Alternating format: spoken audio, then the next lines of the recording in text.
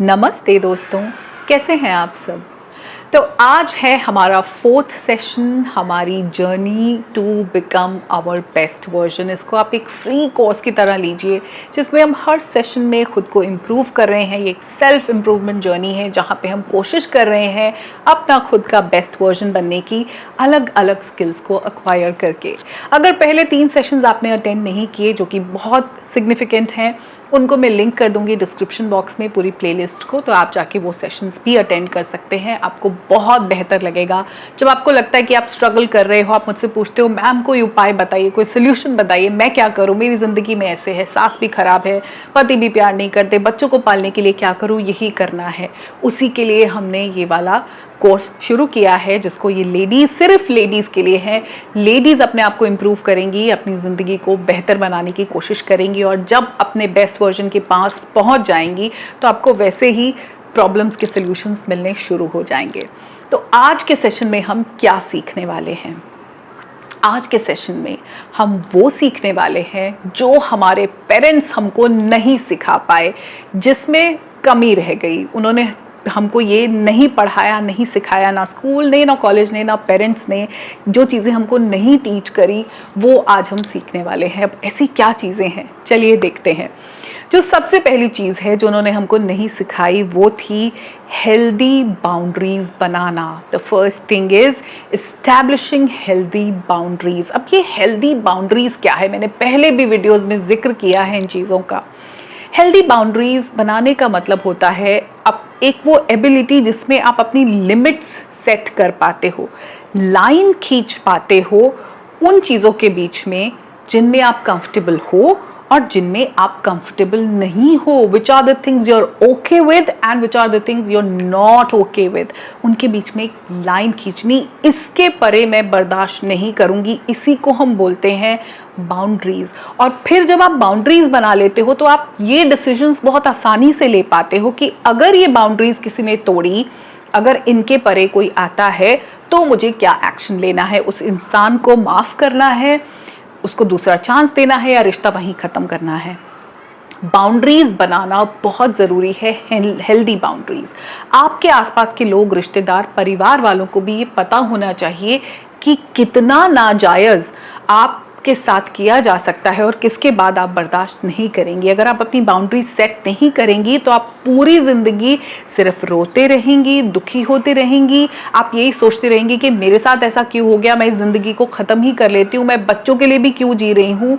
Boundaries बनाना बहुत ज़रूरी है, लेकिन यहाँ ज़रूरत है करेज की, और उसमें हम डर जाते हैं, हमको डर लगता है। जब आपको डर लगे तो ये सोचो कि क्यों मैं डर रही हूँ, मतलब ऐसा क्या हो जाएगा, क्या वो मुझे छोड़ देंगे, क्या मुझे अकेला रहना पड़ेगा। मोस्ट लाइकली ऐसा नहीं होगा कि आपको छोड़ दिया जाएगा, क्योंकि जो इंपॉर्टेंस रिश्ते की आपके लिए है वो दूसरे इंसान के लिए भी है। आप अकेले डिपेंडेंट नहीं हो, बड़े इंटरडिपेंडेंस पे चलते हैं रिश्ते। अपनी बाउंड्रीज बनाना सीखो। हमारे पेरेंट्स ने नहीं सिखाया, लेकिन हम खुद उसको अब सीख सकते हैं। मेहनत लगेगी, एफर्ट लगेगा और बहुत हिम्मत लगेगी, ये बात तो मैं जानती हूँ। जो दूसरी चीज़ है, इस पे मुझे, अगर आप चाहते हो मैं डिटेल में वीडियो बनाऊं तो मैं बनाऊंगी, वो है इमोशनल मैनेजमेंट। हम लेडीज़ के लिए अपने इमोशंस को मैनेज करना बहुत मुश्किल हो जाता है। हम लोग इमोशनली ड्रिवन ही होते हैं, क्या फील कर रहे हैं, क्या इस वक्त हमको लग रहा है, मन दुखी है, अच्छा है। पहली चीज़ तो हम इमोशंस को एक्सेप्ट ही नहीं कर पाते। हम ये समझ नहीं पाते कि इस वक्त मुझे बुरा क्यों लग रहा है, क्यों दुख हो रहा है, मैं बैड मूड में क्यों हूँ। आइडेंटिफाई नहीं कर पाते क्या महसूस हो रहा है, बस अजीब सा लग रहा है, बस एंग्जाइटी हो रही है, बस डिप्रेशन सा फील हो रहा है। पहले एक्सेप्ट नहीं कर पाते, फिर एक्सप्रेस नहीं कर पाते, किसी और को बता नहीं पाते कि मुझे अभी क्या लग रहा है, मुझे क्या हर्ट कर गया था। और फिर हम उसको मैनेज भी नहीं कर पाते और उनके साथ डील भी नहीं कर पाते। वो इमोशंस हमको इतना दुखी कर देते हैं कि हम कॉन्स्टेंट स्टेट ऑफ सैडनेस में जीने लगते हैं। बताओ ऐसा है कि नहीं? कंटिन्यूअसली हम बहुत दुखी मोड में चलते रहते हैं। This is because we lack emotional management. तो हमारे पेरेंट्स ने हमको सिखाया ही नहीं, क्योंकि जब बच्चा रोता है तो उसको चुप करा दिया जाता है, चुप हो जाओ, रो क्यों रहे हो, हर वक्त तुम्हारा तो यही तमाशा है। हमको पता नहीं है कि हम दुखी हो सकते हैं कि नहीं। बड़े होते हुए ये हक सिर्फ माँ बाप का था कि वो खराब मूड में हो, कि वो कुछ बुरा भला बोल सके। हम गुस्सा भी नहीं कर सकते, हम बता भी नहीं सकते हमें बुरा क्या लग रहा है। उस वक्त फ्रेंड ने अगर बात करनी बंद कर दी तो वो ही बहुत बुरा लगता था, पर उसको माँ बाप तवज्जो नहीं देते थे। तो आज हमें सीखना होगा अपने इमोशंस को मैनेज करना, और ये बहुत कॉन्शियस एफर्ट के साथ ही आएगा। जो तीसरी चीज़ हमको सीखनी है वो है रेजिलियंस। रेजिलियंस इतनी ज़्यादा ज़रूरी है क्योंकि हम सब अपनी ज़िंदगी में किसी ना किसी चीज़ से जूझ रहे हैं बहुत बुरी तरह से। आपके कमेंट्स में सब लोग बस यही लिखते हैं कि उनकी ज़िंदगी में मुश्किल क्या चल रही है। ऐसा कौन है यहाँ जिसकी ज़िंदगी में मुश्किल नहीं है? बहुत सारी सिमिलैरिटीज़ के अलावा बहुत सारी अलग अलग मुश्किलें भी हैं लोगों के बीच में। ज़िंदगी एक स्ट्रगल ही है। हर सुबह जब हम आँख खोलते हैं तो हम एक जंग ही लड़ते हैं। अब या तो वो जंग हमें हरा के एकदम निचोड़ के एकदम मायूस करके छोड़ दे, और या फिर हम बाउंस बैक करें हर बार जब ज़िंदगी से हमें बहुत गंदा धक्का लगे। इसको रेजिलियंस कहते हैं। वो एबिलिटी कि हम अपने दर्द को, तकलीफ को, समस्याओं को पकड़े रखें, उनमें भी चलते रहें, उनको ओवरकम करें। क्योंकि एक में उलझ के रह गए तो फिर तो जिंदगी आगे बढ़ नहीं पाएगी। एक मुश्किल को ओवरकम करोगे, फिर नई मुश्किल आएगी, फिर उसको ओवरकम करना है, यही जिंदगी है। और सेम टाइम पे उसके साथ खुद को अडेप्ट भी करें, क्योंकि कुछ चीजें हमारे कंट्रोल में नहीं है। आपकी शादी जहां हो गई, आप पूरे खानदान को नहीं बदल सकते कि सास ऐसी है, जेठानी भी ऐसी है, देवर भी ऐसा है, ससुर बहुत स्ट्रिक्ट हैं। ये चीज़ें आप बदल नहीं सकते। तो कुछ चीज़ों के साथ आपको अडेप्ट करना होगा कि ठीक है, इनको जैसे चलना है चलने दो, मैं अपने आप को बॉदर नहीं होने दूंगी। And at the same time जो डिफिकल्टी है, ज़िंदगी ने कुछ बहुत बुरी तरह से एक तीर पैना सा आपके ऊपर फेंका है, आप बाउंस बैक कैसे करते हो, इसको रेजिलियंस कहते हैं। और ये सीखना पड़ता है। इसमें आपको अपने आप को मोटिवेटेड रखना होगा, बहुत सारा इंस्पिरेशनल कंटेंट आपको कंज्यूम करना होगा, जिससे आप बार बार हर मुश्किल से बाहर आ जाओ। और अगली फिर मुश्किल आएगी, इसकी गारंटी पक्की है, क्योंकि ज़िंदगी आसान नहीं है। हम जब ह्यूमन बर्थ लेते हैं तो ये आता ही बहुत दर्द तकलीफ के साथ में है। आप जानते हो इस बात को ऑलरेडी। ओके, जो फोर्थ स्किल है, हमारे पेरेंट्स ने हमको नहीं सिखाया है, वो है कम्युनिकेशन। अब कम्युनिकेशन ये वाला नहीं, अंग्रेजी बोलने की बात नहीं मैं कर रही, वो तो बातें करनी हमको बहुत आती है। लेडीज कितने मजे से गप्पे मारती हैं। हम कम्युनिकेशन की बात कर रहे हैं, the ability to express yourself. क्या आप खुद को बहुत कमाल के तरीके से एक्सप्रेस कर पाते हो, इसको कहते हैं communication. The real communication is that किसी से जब हम बात भी कर रहे हो ना, तो हम उनको ध्यान से सुनते हैं, अपना अंडरस्टैंड करने की कोशिश करते हैं, पर जज नहीं करते। नाउ ये सिर्फ शब्दों वाले कम्युनिकेशन की बात नहीं है, इसमें तो लेडीज़ कई बार काफ़ी बढ़िया करती हैं, है ना। चैटर बॉक्स बोलते हैं हम लेडीज़ को, गप्पे मारने का बड़ा शौक होता है। नॉन वर्बल कम्युनिकेशन, जैसे कि बॉडी लैंग्वेज, आपकी आंखें बोलती हैं, आपके एक्सप्रेशंस बोलते हैं, आपकी आवाज़ की टोन कैसी है। अरे ये तुम क्या कर रहे हो, अरे ये तुम क्या कर रहे हो, अरे तुम क्या कर रहे हो। बात मैंने सेम बोली, लेकिन मेरी टोन से पता लगा, एक में मैं डरी हुई हूँ, एक में मैं सहमी हुई हूँ, एक में मैं गुस्से से बोल रही हूँ, और एक में मैं आराम से पूछ रही हूँ, है ना। तो आपकी टोन, आपके एक्सप्रेशन, आपकी आई कांटेक्ट कई बार सिर्फ लोग नज़रों से बातें कर लेते हैं, है ना, पिक्चरों में सिर्फ नैना बोलते हैं, तो वो भी कम्युनिकेशन है। ये सारे कम्युनिकेशन हमको सीखने पड़ेंगे। लोग बोल देते हैं ऐसे ते मुंह फटा, कुछ भी बोल देते हैं दूसरे को हर्ट करने के लिए। कितनी बार फीमेल्स की बातों से हर्ट हो जाती है। ये सब सीखना पड़ेगा कम्युनिकेशन में।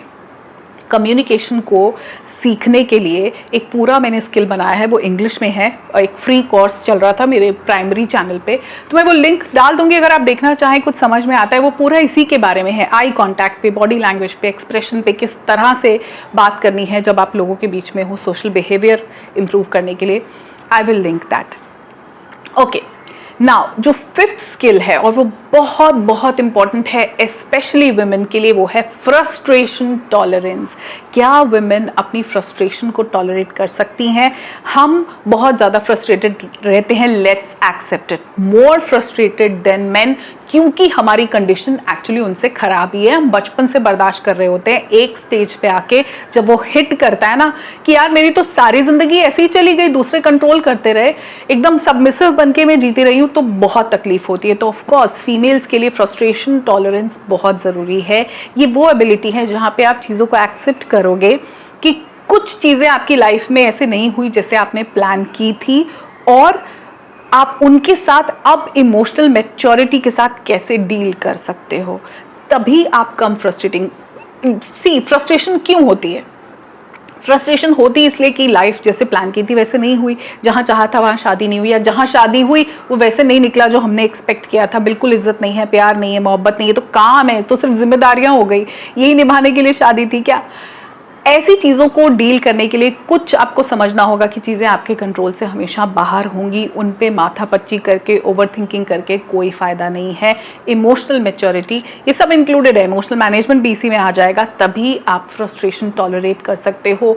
एक्स्ट्रा कुछ ज़्यादा ही आप फ्रस्ट्रेटेड रहते हो तो मेडिटेशन ट्राई करो, कुछ नहीं, कोई आपको यहाँ पे ध्यान लगाने क्यों नहीं मैं बोल रही हूँ, meditation means just sitting with yourself and noticing your breath, सिर्फ अपनी सांसों पर ध्यान दो। जब आप इनहेल कर रहे हो कोशिश करो उसको लंबा कर दो, वही सांस जो आप फटाफट लेते हो थोड़ी धीरे धीरे धीरे धीरे पेट में भरो, और फिर अगर आप एक ओम के साथ उसको रिलीज कर सको तो बहुत अच्छी बात है, नहीं तो simply inhale and exhale, sit there for 10-15 minutes, frustration levels बहुत कम हो जाएंगे। ट्राइड एंड टेस्टेड मेथड है, आपको बता रही हूँ। ओके, अगला स्किल, हमको अकाउंटेबिलिटी नहीं सिखाई जाती। जब मैं अकाउंटेबल बोल रही हूँ तो इसका मतलब उस एबिलिटी की बात कर रही हूँ जहाँ हम अपोलोजाइज कर पाएँ, जहाँ हम माफ़ी मांग पाएँ और बदल पाएँ उस बिहेवियर को जिससे हमने किसी को हर्ट किया है। हमसे भी गलतियाँ होती हैं, हम भी शायद कई बार कुछ ज़्यादा बोल जाते हैं, कुछ ऐसा कर दिया जो हमको पता है नहीं करना चाहिए था, उसके बाद क्या हम माफ़ी मांग पाते हैं? ये हमारे माँ बाप हमको नहीं सिखाते, क्योंकि माफ़ी मांगना बहुत भारी लगता है।